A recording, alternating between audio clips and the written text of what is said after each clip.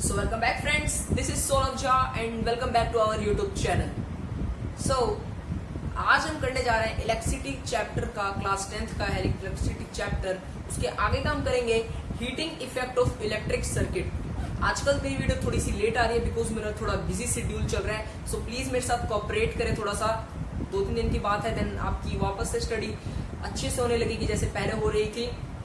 सो अभी तक जिन्होंने हमारे चैनल को सब्सक्राइब नहीं किया प्लीज जाके सब्सक्राइब करें, इस वीडियो को लाइक करें। कुछ भी आपको डाउट है कमेंट बॉक्स में बताएं। जीमेल पे आप मेरे से कांटेक्ट कर सकते हैं एंड इंस्टाग्राम की आईडी भी मेरे डिस्क्रिप्शन में आपको मिल जाएगी। आप इंस्टाग्राम से भी मेरे से नोट्स ले सकते हैं, कोई से क्वेश्चंस पूछ सकते हैं। मैं इंस्टाग्राम पे एक्टिव रहता हूँ, वहां पे आपको मैं बहुत ही जल्दी रिप्लाई दूंगा। सो अपनी क्लास स्टार्ट करते हैं। हमारा अगला क्या था? Heating effect of electric circuit. If an electric circuit is purely resistivity, the source of energy continually get dissipated entirely in the form of heat. This is known as heating effect of electric current. अब इस paragraph से, इस word से मतलब क्या समझते हैं आप, मैं बताता हूँ आपको।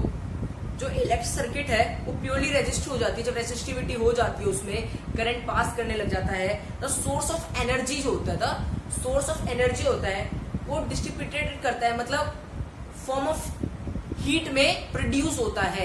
मतलब एक साइड लाइट भी ग्लो कर रही है, जैसे कि हमारा ये एसी हो गया, आप देख रहे होंगे। एसी तो नहीं, जैसे बल्ब हो गया, ये बल्ब आप देख रहे होंगे। ये बल्ब क्या है? हमारा लाइट तो ग्लो कर रहा है और ऊपर से डिस्ट्रीब्यूटेड कर रहा है in the form of heat में, अपनी थोड़ी सी एनर्जी, मतलब द सोर्स ऑफ एनर्जी अपनी हीट में भी अप्लाई कर रहा है। तो इसी को हम कहते हैं electric circuit of heating effect of electric circuit. इसको निकालते कैसे? अब देखो, वर्क हुआ, हीट हमारा प्रोड्यूस हुआ, तो क्या हुआ? वर्क हुआ, और वर्क क्या हुआ? एनर्जी हुआ, और एनर्जी क्या हुआ? हीट हुआ, क्योंकि वो distributed in the form of energy कर रहा था। तो एनर्जी क्या था? हीट था हमारा। तो energy is equal to heat. तो हमारा होता है V इज इक्वल टू में W/Q। तो हम W के वर्क की जगह क्या लिख सकते हैं? H लिख सकते हैं। तो क्या हो जाएगा? V is equal to H/Q। And then आप क्या करेंगे? H आपका इस साइड आ जाएगा तो VQ हो जाएगा। और V का क्या होता है? हमारा V का IR होता है एंड Q का हमारा होता है क्या? IT।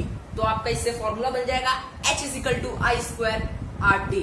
इसी को कहते हैं हम heating effect of electric circuit. इसको हम एक और चीज बोलते हैं, क्या बोलते हैं मैं बताता हूं, जूल्स लॉ।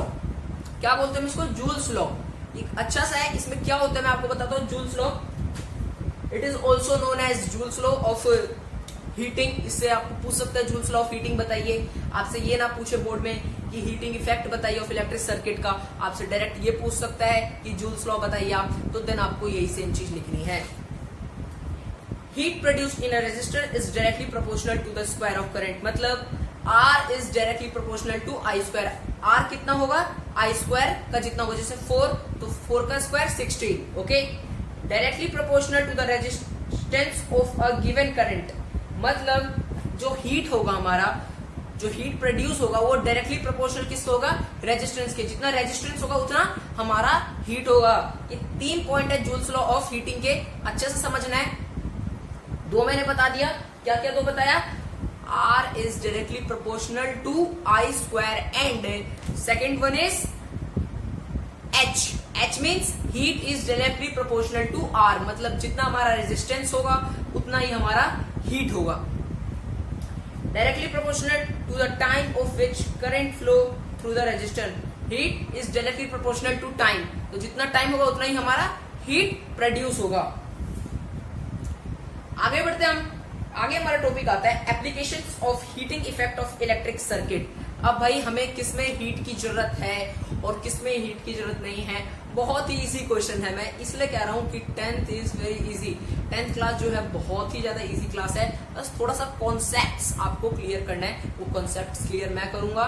सो क्या है application of heating effect of electric current. Heating is divisible in device like heater, electric iron, electric fuse etcetera. अब क्या बात आ गई? अब हीट की जरूरत हमें कहाँ कहाँ है? अब हम इलेक्ट्रिक आयरन जो यूज करते हैं, आयरन प्रेस करने के लिए कपड़े को, आयरन, उसमें हीट की जरूरत है। क्या जरूरत है? हीट की। तो जो रेजिस्टेंस है वो किस फॉर्म में निकला? हीट के फॉर्म में निकला, जो एनर्जी था किस फॉर्म में निकला, हीट के फॉर्म में निकला, तो वहां हीट जो है हमें डिराइजेबल है, मतलब हमें जरूरत है हीट की, हीटर की हमें हीट की फॉर्म में निकला, तो हीटर की हमें हीट की जरूरत थी, तो वो डिजायरेबल है। इलेक्ट्रिक फ्यूज उसमें डिराइजेबल है, and heating is undesirable in device like computer, refrigerator, TV etcetera. अब फ्रिज में आपको, फ्रिज का पीछे का पोर्शन देखेंगे तो गर्म हो जाता है, तो उसमें आपको कोई हीट की जरूरत है, आप उस हीट का कहीं यूज करते हैं नहीं, तो वो क्या हुआ आपका अनडिराइजेबल हुआ। अब कंप्यूटर आपका in the form of heat dissipated करता होगा, in the form of energy heat is dissipated होता होगा। अब क्या कंप्यूटर में आपको हीट की जरूरत है, नहीं आपको हीट की जरूरत, वो भी होगा हमारा अनडिजायरेबल। एंड टीवी में आपकी हीट की जरूरत है, एकदम नहीं है। आप इसको मान सकते हैं एसी, इसमें डिजायरेबल है, एकदम नहीं है। आगे हमारा टॉपिक आता है electric bulb and electric fuse and electric power and commercial use of electric energy. बहुत ही अच्छा है, समझते हैं अबाउट इलेक्ट्रिक बल्ब। अब ये बल्ब देख रहे होंगे आप, अब ये तो ऊपर से थोड़ा सा डिजाइन किया गया है, अंदर एक बल्ब होता है, आपने आपके रूम्स में लग रखा होगा, बल्ब होता है, वो किससे ग्लो करता है, फिलामेंट से ही हमारा क्या लाइट ग्लो करता है। तो अब क्या है, फिलामेंट किसका बना होता है भाई, अब फिलामेंट भी तो किसी चीज का बना होगा, वो बना होता है टंगस्टन से। किससे, टंगस्टन से, स्पेलिंग है TUNGSTEN, टंगस्टन। अब भाई कितना हीट डिस्ट्रीब्यूटेड होता है, एनर्जी जो होता है in the form of distributed of heat distributed होता है, तो क्या वो जो फिलामेंट होता है वो पिघल क्यों नहीं जाता, मेल्ट क्यों नहीं हो जाता। बहुत ही अच्छा क्वेश्चन है, ऐसे पूछ सकते हैं वाई, आपका क्यों नहीं होता वाई करके आपसे पूछ सकते हैं। तो आपको ये लिखना है कि उसका जो मेल्टिंग पॉइंट है टंगस्टन का, वो 3380 डिग्री सेल्सियस है। मतलब जब तक 3380 डिग्री सेल्सियस नहीं होगा तब तक आपका फिलामेंट मेल्ट नहीं होगा। इसीलिए आपके बल्ब का फिलामेंट मेल्ट नहीं होता ना, तो भाई इतना हीट रहता है उसमें, इतना गर्म होता है, तो वो क्यों नहीं हो जाता मेल्ट, इसीलिए आपका नहीं होता, क्योंकि 3380 उसका मेल्टिंग पॉइंट है degree Celsius. Most of the energy consumed in heating and small part of light. बहुत अच्छा पॉइंट है, जो मोस्ट ऑफ द एनर्जी होता है बल्ब का, इलेक्ट्रिक बल्ब का, वो यूज किस में होता है, आपके हीट में यूज होता है। कंज्यूम्ड इन अ हीट में आपका 75% जो आपका, मैं एक अनुमान बता रहा हूँ, एक परसेंटेज बता रहा हूँ आपको, उसमें आपका यूज हो जाता है, क्या यूज हो जाता है, एनर्जी आपका कंज्यूम्ड हो जाता है हीट के फॉर्म में। And small part of light जो ग्लो करता है बहुत ही ज्यादा स्मॉल पार्ट में, मतलब बहुत ही ज्यादा कम एनर्जी में, इसलिए आपके बल्ब का, कोई सी बल्ब का कम बिजली बिल आता है, बिजली बिल, इलेक्ट्रिसिटी आता है, इलेक्ट्रिसिटी बिल जो आता है हमारा, आप बल्ब यूज करेंगे तो आपका कम आता है, क्योंकि जो मोस्ट ऑफ द एनर्जी रहता है कंज्यूम करता था किसमें, हीट में कर लेता था। अगला, bulb filled with non reactivity gases like nitrogen and argon. अब जो हमारा बल्ब होता है उसके अंदर नॉन रिएक्टिविटी गैसेस होते हैं like nitrogen and argon. So that is electric bulb, और इलेक्ट्रिक बल्ब हमने पढ़ लिया। अब हम पढ़ते हैं इलेक्ट्रिक फ्यूज। बहुत इंपॉर्टेंट टॉपिक है electric fuse. It is a device which protects circuits and appliances by stopping flow of electric current in case of short circuit or overloading. अब देखते होंगे कहीं आपकी शॉर्ट सर्किट हो जाता होगा, ओवरलोडिंग हो जाता, तो एमसी आपका गिर जाता है या मेल्ट हो जाती है कोई चीज, तो क्या है क्या नहीं है, जानते हैं इसके बारे में। It's a device which protects circuits and application by stopping.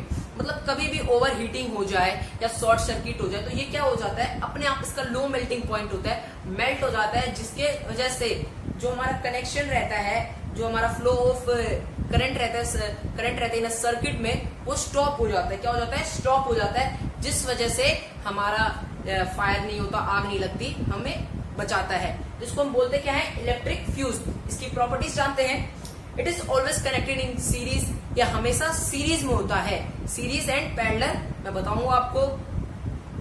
Connected in series, it has low melting point, पहले बोल दिया लो मेल्टिंग पॉइंट है, हाई मेल्टिंग पॉइंट होगा तो मेल्ट ही नहीं होगा, आग लग जाएगी।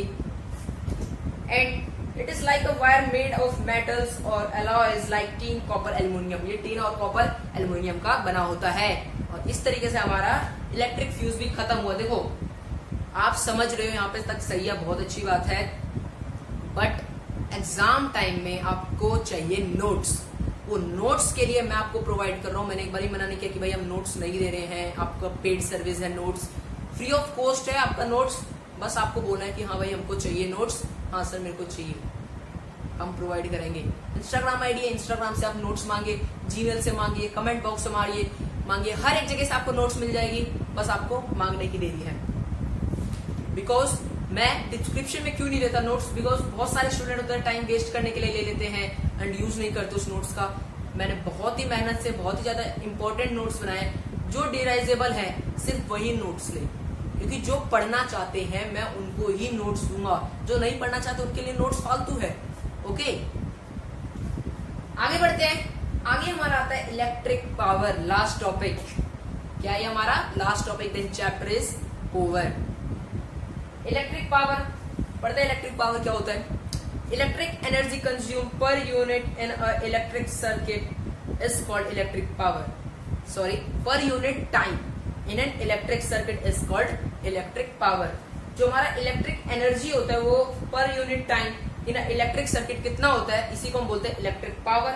निकालने का फॉर्मूला होता है, जो हमारा एसआई यूनिट होता है पावर का क्या होता है? वोल्ट होता है। जैसे आपने सुना होगा 9 वोल्ट की बल्ब है, 10 वोल्ट की बल्ब है, तो यही होता है हमारा वोल्ट। इसकी एसआई यूनिट होती है, किसकी? पावर की।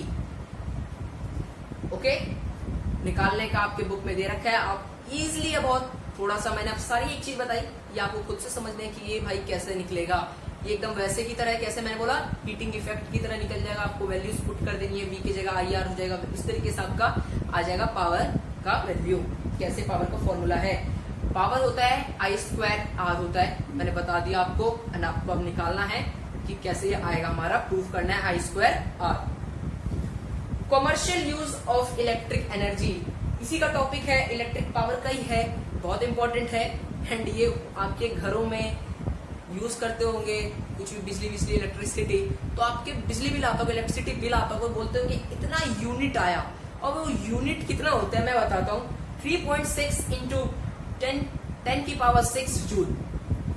क्या होता है? 3.6 इंटू 10 की पावर 6 जूल्स आपका एक यूनिट होता है। देखो कितनी आप इलेक्ट्रिसिटी यूज करते हो, 3.6 इंटू में 10 की पावर 6 जूल्स, ये आपका 1 यूनिट होता है। और 100 वोल्ट को हम 1 किलो वोल्ट भी बोलते हैं। मतलब 100 वोल्ट को हम क्या बोलते हैं? 1 किलो वोल्ट भी। पूछ सकता है आपको 1 मार्क्स के क्वेश्चन में। इस बार तो आपको वैसे ही पता है एग्जेक्टिव टाइप क्वेश्चंस आपके कितने आने वाले हैं। सो प्लीज प्रिपेयर रहिए, मेरे एग्जेक्टिव टाइप क्वेश्चंस भी, ऑब्जेक्टिव टाइप क्वेश्चंस भी बहुत ही जल्दी बन जाएंगे। मैं आज ये चैप्टर तो मैंने आज कंप्लीट करवा दिया। अब मैं थोड़े इंपॉर्टेंट क्वेश्चंस मैंने रेडी कर रखे हैं, उसकी भी वीडियो थोड़ी देर में आपको मैं अपलोड कर दूंगा। आज ही आपके पास वीडियो आ जाएगी। सो इस तरीके से हमारा चैप्टर कंप्लीट हुआ इलेक्ट्रिसिटी। अभी तक जिसने भी इस वीडियो को लाइक नहीं किया प्लीज जाके लाइक करो, और प्रीवियस वीडियो नहीं देखी इलेक्ट्रिसिटी की तो प्लीज जाके देखिए, बिकॉज कॉन्सेप्ट जब तक क्लियर नहीं होगा तब तक आप आगे नहीं बढ़ सकते, अगले चैप्टर आप नहीं कर सकते, क्योंकि बहुत ही ज्यादा important chapter board examination points थे। सो प्लीज इसको अच्छे से करिए एंड हमारे चैनल को सब्सक्राइब करना ना भूले। सो तब तक के लिए बाय बाय गाइस।